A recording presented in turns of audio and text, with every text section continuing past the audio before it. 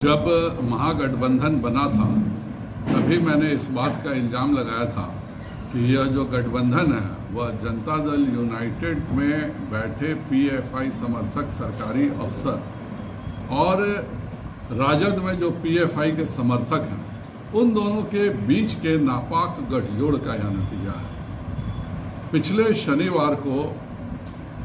अररिया, किशनगंज और पूर्णिया में 7वें क्लास के बच्चों से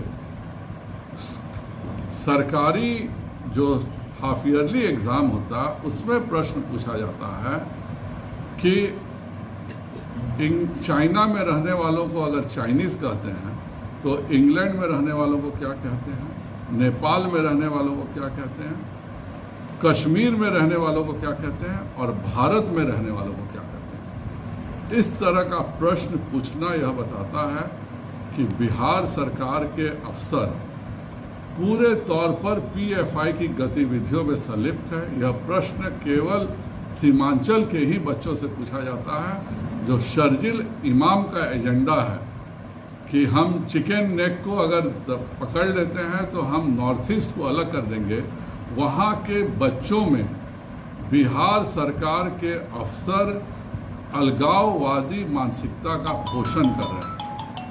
सबसे दुखद बात तो यह है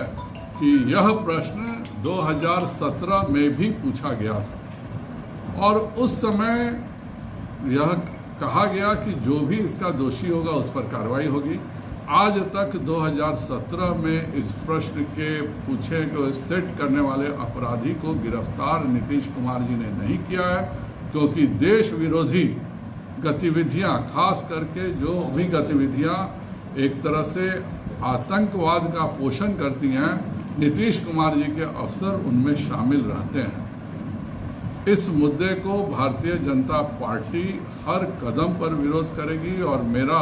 नीतीश कुमार से सीधा इल्ज़ाम है कि वह और उनके सरकार के शिक्षा के प्रधान सचिव और इस बिहार के प्रधान सचिव तीनों की मिली भगत से इस तरह की बातें हो रही हैं। कल को यह 2047 को लेकर के भी जो ग़ज़वाए हिंद की बात हुई है उस पर भी ये प्रश्न पत्र सेट करेंगे।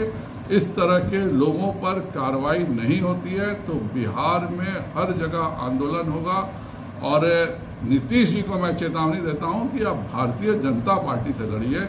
आप भारत से लड़ने का काम कर रहे हैं, आप देश विरोधी ताकतों के साथ मिलकर करने का काम कर रहे हैं। 2017 में जो अपराधी थे, न शिक्षा मंत्री ने उस समय कोई कार्रवाई किया, न शिक्षा विभाग के प्रधान सचिव ने कार्रवाई किया और एक सोची समझी नीति के तहत आज जब